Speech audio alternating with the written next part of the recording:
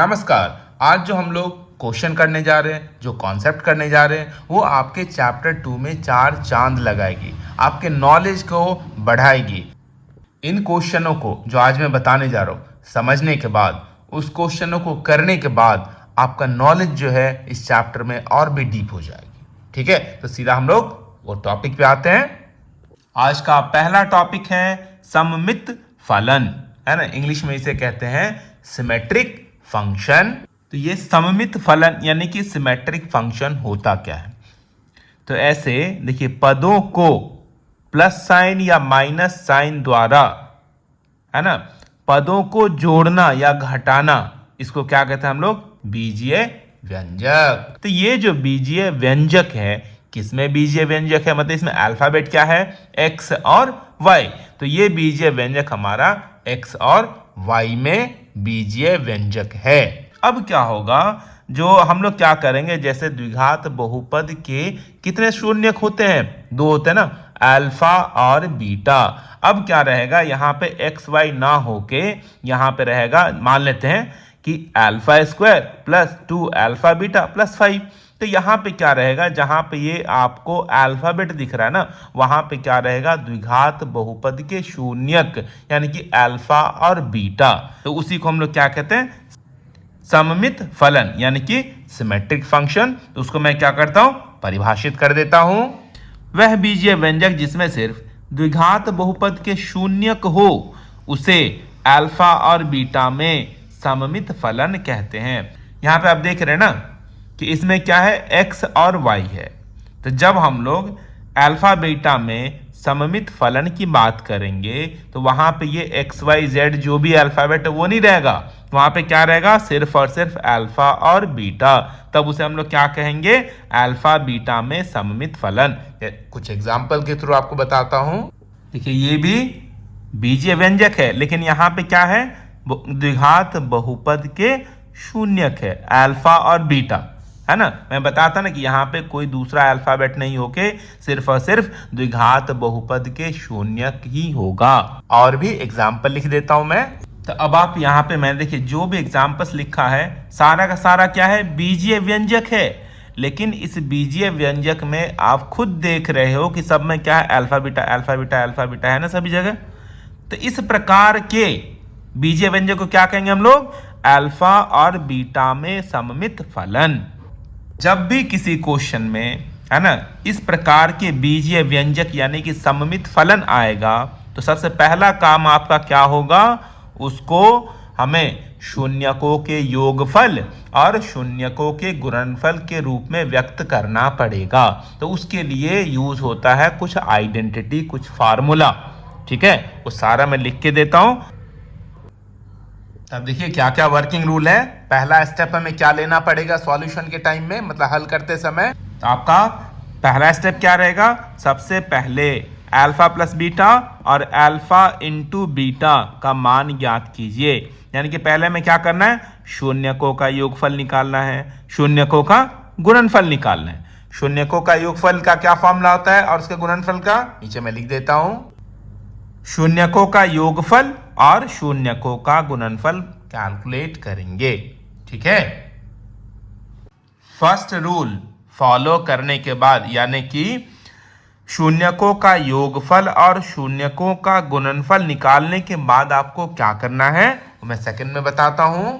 दिए गए सममित फलन को अल्फा प्लस बीटा तथा अल्फा गुणा में बीटा के रूप में बदलिए। यानी कि ये जो आपको सममित फलन दे रखा है उसको हम लोग क्या करेंगे, शून्यकों के योगफल तथा शून्यकों के गुणनफल के रूप में बदलेंगे।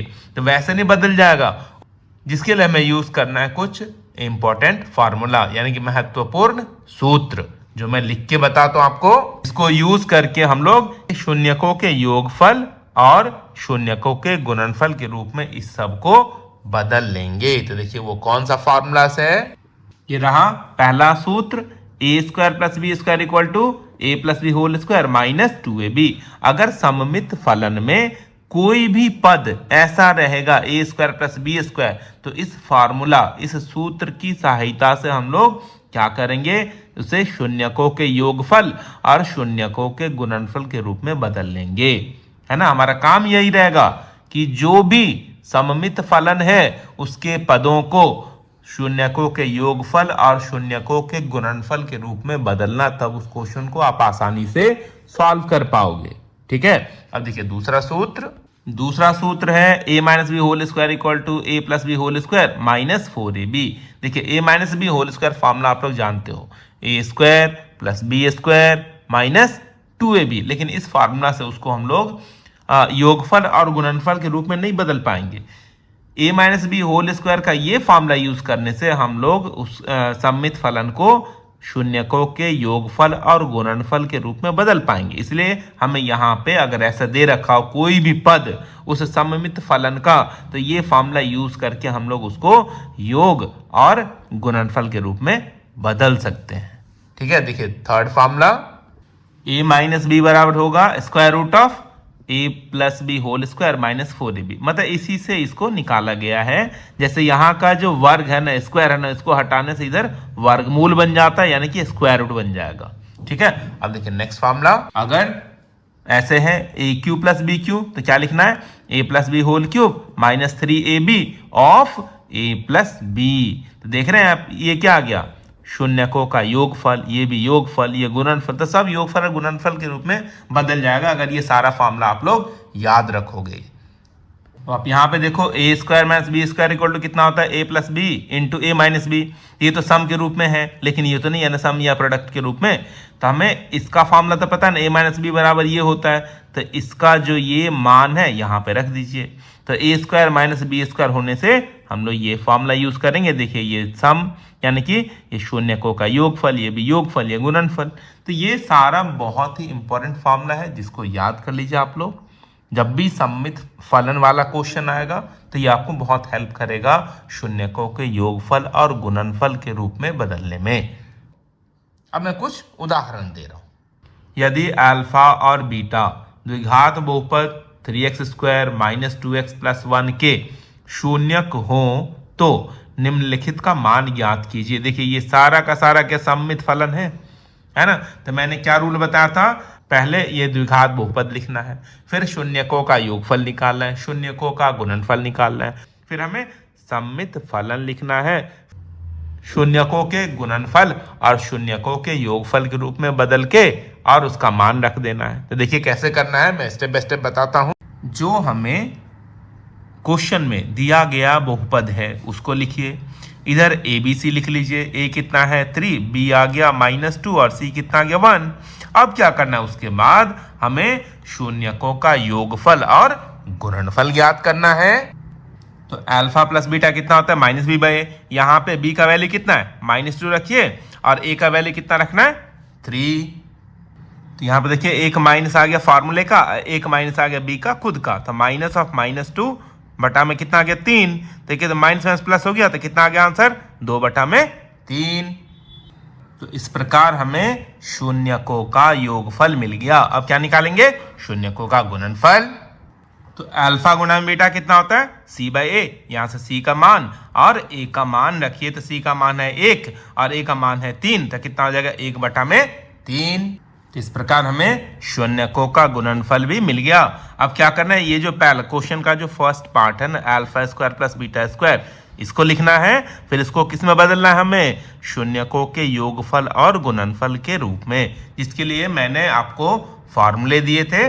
उस फार्मूला के सहायता से हम लोग जितने भी ये सममित फलन है सबको किस में बदल लेंगे, शून्यकों के योगफल और शून्यकों के गुणनफल के रूप में। तो 1 बाय 1 देखिए कैसे करना है। तो सबसे पहले मैं फर्स्ट पार्ट सॉल्व करके दिखाता हूं। इसमें आप याद रखिएगा कि शून्यकों का योगफल कितना है 2/3 और शून्यकों के गुणनफल कितना है 1/3। तो ये वैल्यू याद रखिएगा, है ना। तो इसको हमें किसके रूप में बदलना है, शून्यकों के योगफल और शून्यकों के गुणनफल के रूप में, जिसके लिए यूज करेंगे हम लोग एक फार्मूला जो मैं यहाँ पे लिख देता हूं। क्या फार्मूला है, A square plus B square equal to A plus B whole square -2ab। तो यहाँ पे है ना alpha square plus beta square. तो अगर इस फार्मूले के हिसाब से इसको इसमें बदलेंगे तो कैसे लिखेंगे, alpha plus beta whole square -2 alpha beta. तो इसको हम लोग ऐसे करके शून्यकों के योगफल और गुणनफल के रूप में बदल लेंगे। तो ये आ गया। अब हम लोग शून्यकों का योगफल जानते हैं, शून्यकों का गुणनफल जानते हैं। कितना था? ये मान हम लोगों ने पहले निकाल रखा है कि योगफल 2/3 है और गुणनफल 1/3 है। तो योगफल के बदले यहां पे कितना रखेंगे? 2/3। गुणनफल के बदले कितना रखेंगे? 1/3। यहां पे देखो आप 2/3, ये योगफल को मैंने क्या लिखा, देखिए अल्फा प्लस बीटा 2/3 का स्क्वायर है, तो यहाँ पे स्क्वायर डालना है। फिर यहाँ पे कितना आ जाएगा? 2 इंटू अल्फा इंटू बीटा 1/3 है, वो लिख लिया। अब ये कितना आ जाएगा? देखिए 2/3 का स्क्वायर है, मतलब वर्ग है, तो क्या होगा? 2 का वर्ग 4 और 3 का वर्ग 9, तो कितना होगा? 4/9 माइनस 2/3। अब 9 और 3 का एलसीएम निकालना है, तो 9 और 3 का एलसीएम कितना हो गया? 9। इस एलसीएम को पहले वाले हर से भाग करिए। 9 को 9 से भाग करेंगे तो कितना आंसर आएगा? 1। तो उस 1 को ऊपर गुणा करिए, तो 4 गुणा में कितना हो गया? यहाँ पे 4। अब इस एलसीएम को दूसरे वाले हर से भाग करिए, तो 9 को 3 से भाग करने से कितना आएगा? 3 आएगा। उस 3 को उस 2 में गुणा करिए, तो 3 दूनी 6। तो 4 में से 6 जाएगा, कितना बचेगा? -2/9। यही आ गया फाइनल आंसर। अब हमें इस क्वेश्चन का सेकंड पार्ट सॉल्व करना है, जो क्या है ये देखिए, alpha cube plus beta cube. तो सेकंड पार्ट को मैं लिखने जा रहा हूं, alpha cube plus beta cube. ये रहा सेकंड पार्ट। इसको भी हम लोग क्या करेंगे?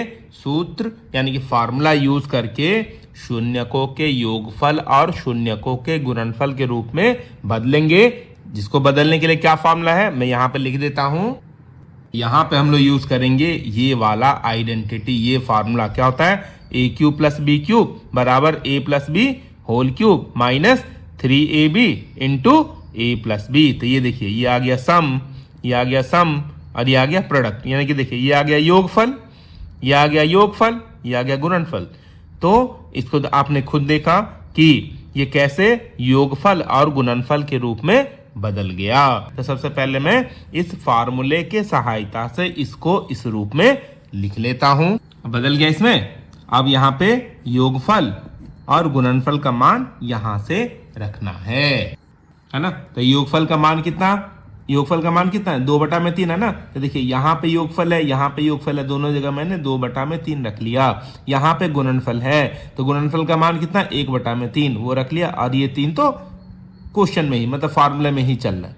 ठीक है, तो कैंसिल करिए, 3 से 3 कैंसिल हो गया। ठीक है, अब ये दोनों कैंसिल हो गया, तो इधर कितना हो गया? 2 का क्यूब कितना होता है? 8 और 3 का क्यूब कितना होता है? 27। तो ये हो गया 8/27 माइनस 2/3। 3 और 27 का एलसीएम कितना होगा? 27। अब क्या करना है हमें? ये जो एलसीएम आया उस एलसीएम को पहले वाले हर से भाग करिए। तो 27 को 27 से भाग करेंगे तो आंसर आएगा 1। उस आंसर को ऊपर मल्टीप्लाई करिए, तो 8 गुणा में 1 कितना हो गया? 8। फिर इस एलसीएम को दूसरे वाले हर से भाग करिए, तो 27 को 3 से भाग करेंगे तो कितना आंसर आएगा? 9 आएगा ना? उस 9 को ऊपर गुणा करिए, तो 9 गुणा में 2 कितना आ गया? 18। अब इसको माइनस करेंगे, 8 माइनस 18 कितना होगा? -10/27। ये आ गया answer alpha cube plus beta cube का। अब देखिए इस क्वेश्चन का थर्ड पार्ट क्या है? इस क्वेश्चन का थर्ड पार्ट है, अब देख सकते हैं, alpha by beta plus beta by alpha. तो पहले मैं उसको लिख लेता हूं थर्ड पार्ट को। अब इसको हल करके हम लोग क्या करेंगे? इसको सम मतलब योगफल और गुणनफल के रूप में बदलेंगे। तो अल्फा और बीटा का एलसीएम कितना होगा? Alpha beta. अब इस एलसीएम को क्या करेंगे हम लोग? 1/1, ये जो हर है ना, हर से इसको भाग करेंगे, जो आंसर आएगा ऊपर उसको गुणा कर लेंगे। ठीक है, देखिए कैसे करते हैं, मैं एक साइड में करके दिखाता हूं आपको। ये एलसीएम है ना? एलसीएम को किससे भाग करना है? पहले वाले हर यानी कि बीटा से। तो यहां पे क्या होगा? एक बीटा से बीटा कैंसिल हो जाएगा, क्या बचेगा? अल्फा। इस अल्फा को इस अल्फा में गुणा करिए तो कितना आ जाएगा? Alpha square. सेम ऐसे ही क्या करना है, ये जो हमारे पास एलसीएम है, इस एलसीएम को दूसरे वाले हर से भाग करिए। तो अल्फा बीटा को जब अल्फा से भाग करेंगे तो अल्फा से अल्फा कैंसिल हो जाएगा, क्या बचेगा बीटा। उस बीटा को उस बीटा में गुणा करिए, तो बीटा इंटू बीटा कितना आ गया, बीटा स्क्वायर। तो ये आ गया। हम लोग इसी क्वेश्चन के फर्स्ट वाले पार्ट में alpha square plus beta square का मान निकाल चुके हैं, जो मैं आपको दिखाता हूं। ये फर्स्ट वाला पार्ट है ना, alpha square plus beta square, उसका मान हम लोगों ने कितना निकाला है, -2/9। तो यहाँ पे हम लोग alpha square plus beta square को सीधा क्या लिखेंगे, -2/9, और अल्फा गुणा बीटा का मान कितना है, 1/3। वैसे मैंने साइड में लिख दिया है कि क्वेश्चन के फर्स्ट वाले पार्ट में alpha square plus beta square कितना आया था, यही मान हम लोग यहाँ पे यूज कर लेंगे। और अल्फा गुणा में बीटा का मान कितना है, वो है 1/3। तो यहाँ पे ये दोनों मान को मैं रख लेता हूँ। ये मान रख लिया। अब क्या करना है, ऊपर वाला मान ऐसे रखना है, इसको क्या करना है, व्युत्क्रम कर देना है, मतलब रेसिप्रोकल करना है। ये रहा -2/9, गुणा में क्या करेंगे, 1/3 है तो इसको क्या लिखेंगे, 3/1। अब इस 3 से ये 9 कैंसिल हो जाएगा, 3 तिये 9। आंसर कितना आ गया, -2/3। प्रकार हम लोगों ने थर्ड पार्ट भी सॉल्व कर लिया। हम लोग करेंगे फोर्थ पार्ट। देखिए फोर्थ पार्ट क्या है, क्वेश्चन का फोर्थ पार्ट है alpha square beta plus alpha beta square. तो पहले इसको लिख लेता हूं, फोर्थ पार्ट को मैं। ये रहा फोर्थ पार्ट।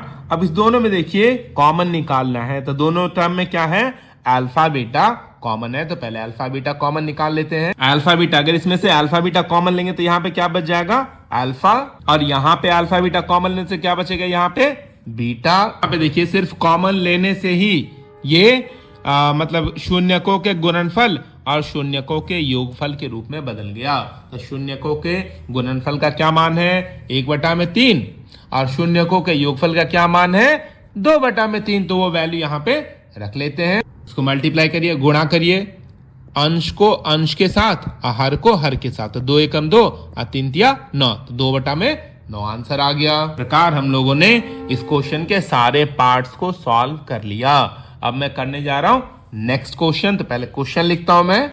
नेक्स्ट क्वेश्चन है, यदि अल्फा और बीटा द्विघात बहुपद x² + 5x + 4 का शून्यक हो तो निम्नलिखित का मान ज्ञात कीजिए। सेम पहले जैसे ये है ना, जिसमें ये दे रखा है, पहला है 1/α + 1/β, दूसरा है α³ + β³, तीसरा है α - बीटा होल स्क्वायर, चौथा किसका मान निकालना है, α - बीटा का। तो सेम जैसे पहले सॉल्व किए थे उसको भी वैसे करेंगे। देखिए करते कैसे हैं। सबसे पहले क्या करेंगे, जो हमें द्विघात बहुपद दिया है, सबसे पहले क्या करेंगे, जो हमें द्विघात बहुपद दे रखा है उसको लिखिए। यहाँ पे ए बी सी कितना, देखिए ए यहाँ पे 1 है, बी 5 है और सी कितना 4 है, तो यहाँ पे लिखना है। इसके बाद निकालना है हमें शून्यकों का योगफल और शून्यकों का गुणनफल। यहाँ से बी का मान और ए का मान यहाँ पे रखिए, तो आ गया -5/1, जो हमें कितना देगा, -5। तो शून्यकों का योगफल कितना आ गया, -5। अब हम लोग निकालेंगे शून्यकों का गुणनफल। तो शून्यकों का गुणनफल कितना होता है, c/a, c का मान है 4 और a का मान है 1, तो ये हो गया 4/1 में देगा 4।